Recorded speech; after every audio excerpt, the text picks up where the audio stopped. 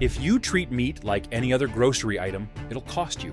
These 5 California grocery stores make it easier for you to grab the tray, trust the tag, and later realize regret.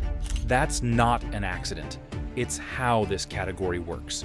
In this countdown, I'll show you where meat pricing breaks most often, and the habits that stop you from overpaying without slowing you down. This is not just about money. Some of these even charge premium prices for cuts that contain chemicals. Number 5, Save Mart, Lucky, and Food Max. This aisle feels like it should be simple because the whole vibe is practical. The shelves lean value, the signs lean big, and the shopping rhythm is built for quick decisions. That is exactly why meat can sneak past you here, because when you expect savings, you stop verifying the small details that decide what the savings actually are. In this family of stores, the trap is rarely a dramatic story. It is the quiet difference between what you thought you bought and what you actually brought home. Because the meat department often sits at the intersection of rotating supply, store-packed variability, and promotion-driven pricing. When a company runs multiple banners serving different neighborhoods, you also get a reality where the same cut can feel different depending on the location and the week. The first receipt is not a document. It is consistency. Buy the same cut 2 trips in a row and look closely at trim, thickness, and how much usable meat you actually get after cooking. If the fat cap is suddenly heavier, if the cut is noticeably thinner, if the grind behaves differently, that is not automatically proof of anything shady. It is a signal that supply lots and pack styles shift, and you are paying attention to usable portion, not just the label confidence. The second receipt lives in the unit price and the deal condition language under the big number. Promotions can be real, but the most common shopper mistake is treating the biggest font as the whole agreement. Membership pricing, multi-buy conditions, and limited time tags can create situations where the deal is only a deal under the exact right setup. If you miss one piece, the item does not turn into a small mistake. It turns into a full-price protein line on your receipt. Here is where meat friction shows up by design. Unlike cereal or soda, meat is often variable weight. That means the shelf sign can imply a best-case price. The package label can show a different unit price, and the receipt can deliver the final truth after the system applies its rules. When those 3 truths disagree, the receipt truth wins unless you catch it while you still have leverage. A subtle version is the value pack illusion. A larger tray looks like the better buy, but the unit price can be higher because the pack includes extra trimming, extra liquid, or a convenience cut that costs more per pound. The tray looks like a win. The unit math says otherwise. Lining up 2 packs for 5 seconds exposes whether the bigger tray is saving money or just increasing spend. Then there is the cooking reality. Even when pricing is accurate, value can still be misleading if processing language suggests added solution or handling that changes texture and yield. A pack can look large and still produce fewer servings, which makes people feel like prices jumped when part of the change is yield. That is why a quick scan for language that changes cooking behavior matters more here than shoppers think. So the smooth way to shop meat in this environment is to treat it like a rotating market, not a fixed menu. If you are buying because of a deal, you capture the shelf tag with a quick photo so the shelf truth does not evaporate later. If you are buying sold by weight, you do a 2-second sanity check. That unit price times weight roughly matches the total. If you are buying for leftovers, you scan the label for language that changes yield, so you do not force a product into a recipe that exposes its weakness. The real risk is not that the meat is always bad. The risk is that the value story can change week to week. And if you are shopping on autopilot, you do not notice until the meal tells you the truth. See, value stores punish speed with math. Premium stores punish speed with upgrades. And the next store is a prime example of that. Number 4, Bristol Farm. This place feels like the opposite of a value store. Everything is curated. The lighting makes the case look cinematic. The labels sound premium, and the meat department is designed to make you feel like you are buying confidence. That is why the trap here is not usually a wrong price at the register. It is the way premium can quietly turn into automatic upgrade without you realizing how fast it stacks. In this environment, the meat aisle becomes risky for a simple reason. When something is positioned as elevated, most people stop comparing. They assume the price is justified because the experience feels intentional. The store does not have to hide the cost. It just has to make the cost feel normal. And that is where a dinner plan turns into a lifestyle purchase. The first receipt is the jump that happens when meat becomes a prepared product without looking like a prepared product. You see pre-seasoned cuts, marinated cuts, stuffed cuts, and ready for the oven trays that look like the smarter decision because they promise fewer steps. What the shopper forgets is that this is no longer just meat pricing. This is meat plus labor plus packaging plus the convenience story. And convenience is always priced as if your time is expensive. If you compare a plain cut and the prepared cut side by side, the gap can be bigger than you expect. And it is easy to miss because the prepared version looks like it is saving you effort, not charging you extra. The second receipt is the language that sounds like it guarantees a better outcome, even when it is more about positioning than about a measurable difference. Words like artisan, butcher selected, chef prepared, and house-made do not automatically mean anything dishonest. They do mean you should slow down long enough to decide whether you are paying for flavor or paying for theater. Sometimes you are paying for both, and that is fine. But it should be a choice you make, not a decision the lighting makes for you. A third detail shows up when you start reading labels, like a contract, instead of like a vibe. Anything seasoned or marinated usually carries an ingredient list.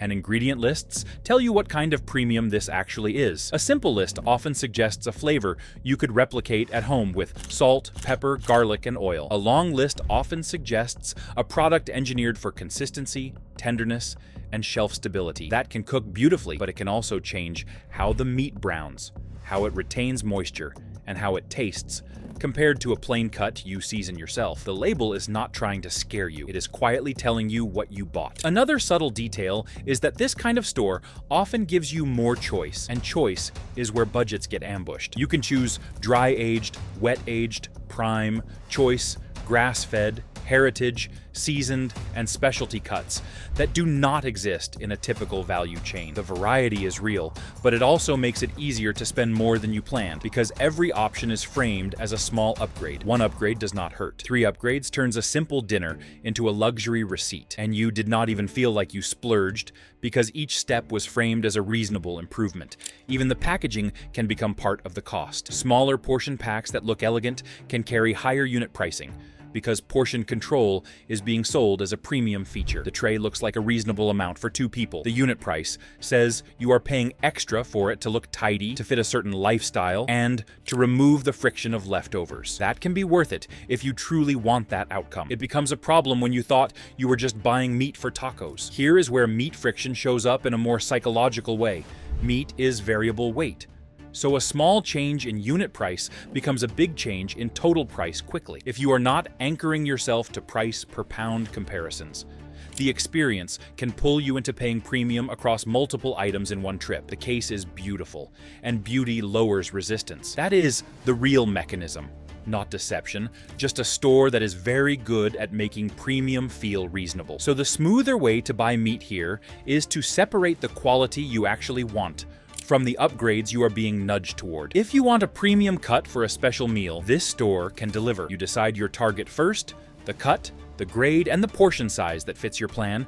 Then you compare the plain version to the flavored version before you let convenience choose for you. If you love marinated items, you buy them knowing you are paying for labor and formulation, not pretending it is the same value as plain meat. A practical way to keep this store from becoming a weekly budget leak is to treat prepared meats as a once-in-a-while purchase and treat plain cuts as the repeat buy. Plain cuts keep your cost predictable and give you more control over salt, sugar, and seasoning intensity. And when a label leans heavily on romance words, you look for the real numbers, weight, price per pound, and the ingredient list on anything seasoned or marinated. That ingredient list is where you learn whether the flavor is simple or whether you are paying premium for a formula you could replicate at home. The danger here is not that the store is tricking you with lies. The danger is that the store is so good at selling premium that you stop asking whether the premium is worth it for your specific dinner. And once you understand that kind of premium drift, the next store hits harder because there is a store where the problem is mismatch. The shelf tells you one story and the register can tell you another. Hold up for a second, because this is where the comments usually expose the real pattern. What store do you trust for meat? And what store has burned you? And what cut was it? One line is enough. And if you want more guides that save money and prevent regret, hit like and subscribe. Number 3, Ralph's. This chain is built on promotions. It trains you to hunt for deals, and it rewards you with bright tags and rotating discounts. That creates tension in the meat aisle. A strong sale price makes you buy more than you planned, and then one small failure turns a smart buy into an overpay. The weak point is tag accuracy, especially in a high promotion environment. Shelf tags become a manual layer placed on top of a fast-moving pricing system. When staffing is thin, when a store is busy, or when the weekend rush hits, that manual layer is where mistakes cluster. The shopper sees a sale. The register sees a different rule, and the receipt is the only truth that survives after you leave. The first receipt is the date range when it exists. Many sale tags include a start date and an end date, and that end date can be easy to miss unless you look for it. A tag missing an end date or showing a date that already passed is a quiet warning that the shelf may still be telling last week's story. It does not require a conspiracy. It requires one missed update in a store that changes prices constantly. The second receipt is the membership and digital language that changes the price without changing the tag's confidence. A lower price may require a membership scan, and in some systems, it may require you to load or activate an offer. The tag shows the best case number in the biggest font, and the condition in the smallest font, which relies on human speed and human assumption. If you shop here often, assumption becomes the problem, because you think you already know how the discount works. Another pattern shows up when a tag includes multiple prices, like a regular price, a member price, and a digital price. The biggest font is the most tempting number, but it is not always the number you qualify for. Meat deals can also get stacked with stickers, manager markdowns, and quick change labels, which makes it easy for one layer to lag behind the system.